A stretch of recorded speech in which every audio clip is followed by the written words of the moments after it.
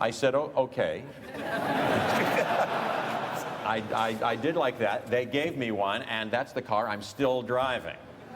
So you just got a free car and then thought, well, just stick with it?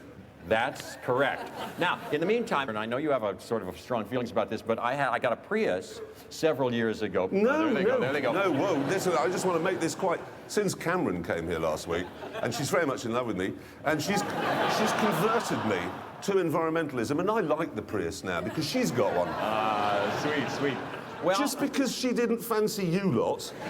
So I want a new car maybe, and I'm open-minded to what is the most environmental, because I like that idea. Mm-hmm, and as do I. You know.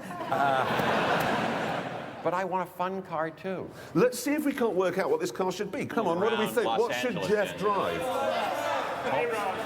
A Bugatti Veyron. I'm not sure that fulfills the environmental side of it. I see you in something Italian. Well, my older brother had a love affair with the Lancia Aurelia. Really? Years ago, yes, and had one. He was a car fanatic, and he was restoring it and tinkering with it every day. Tinkering with it when you have a Lancia is another way of saying trying to make it start, just so you know. Yeah, I don't know. You just go to a Lancia and, OK, I better just tinker with it for a bit and see if we can coax some life into the thing. Has anyone else got any more thoughts? An Evo? How stupid do you think he looks? But Evo, no, an Evo, it's a car driven by people who look like this.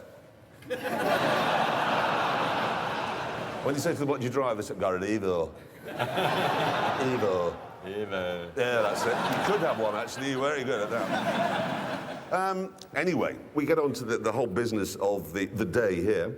You arrived, and you had, like Christopher Eccleston, the actor, the former Doctor Who came down, he could not drive a manual